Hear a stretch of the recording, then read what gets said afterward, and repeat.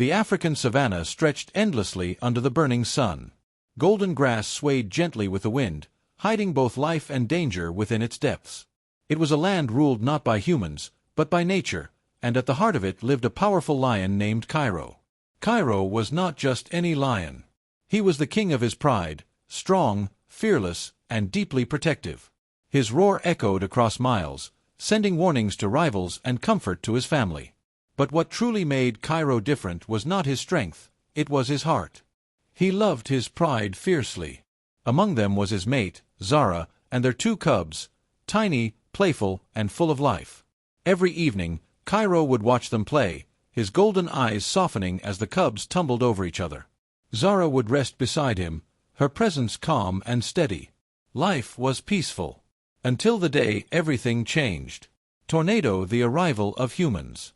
One afternoon, as the heat settled heavily over the land, something unusual disturbed the silence.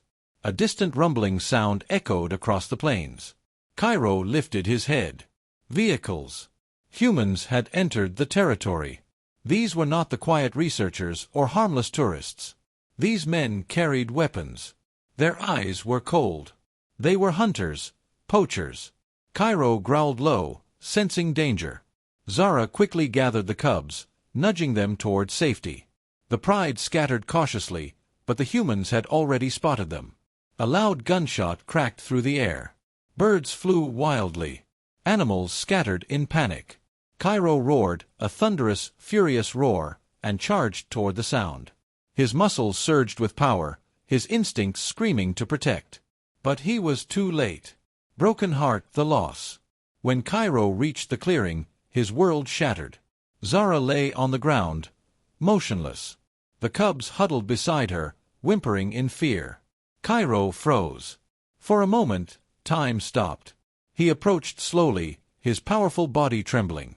He nudged Zara gently with his nose. No movement.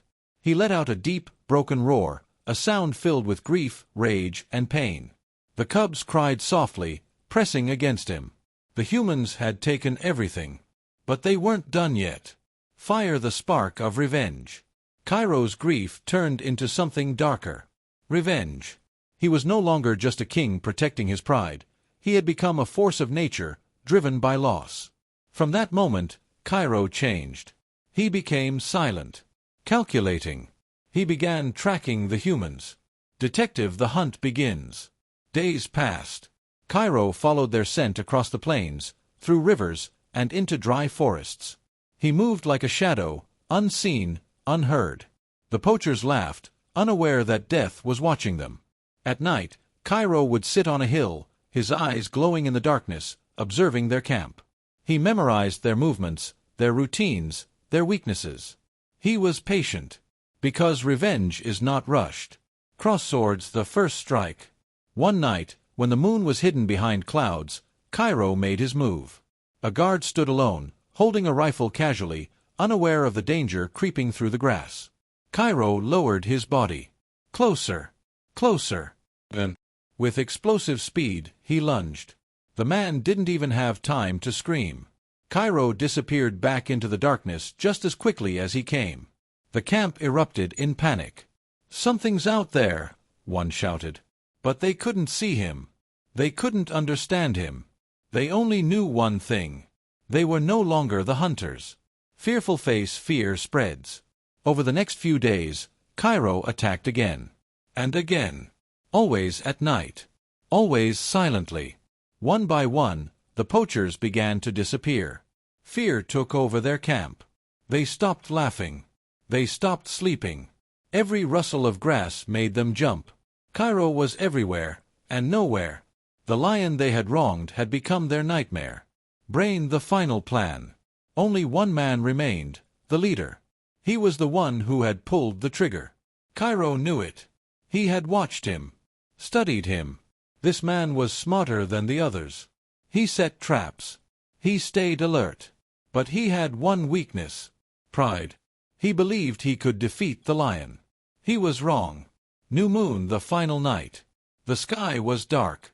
No moon. No stars. The perfect night. The man sat by the fire, gripping his weapon tightly. His eyes darted around nervously. "Come out," he whispered. Cairo was already there, watching, waiting. The wind shifted. The man sensed something. He turned. Too late. Cairo charged with unstoppable force. The man fired his gun, but missed. Cairo leaped. The impact was brutal. The rifle fell to the ground. And within seconds, it was over. Lion-faced justice served. Silence returned to the savannah. The fire crackled softly.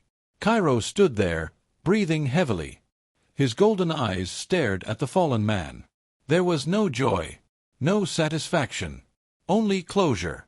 Revenge had been fulfilled. But nothing could bring Zara back. Sunrise, a new beginning. Cairo returned to his cubs. They ran toward him, small but strong. He lowered his head, gently nuzzling them. He was still their protector, still their king. And now, he had a new purpose. To raise them, to teach them, to ensure they survived in a world that had taken so much. The legend lives on. Over time, the story of Cairo spread. Locals spoke of a lion who avenged his family. A lion who hunted hunters. A lion whose roar carried both pain and power.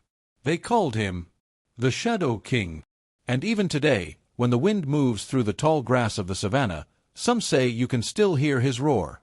A reminder that nature never forgets. And justice always finds its way.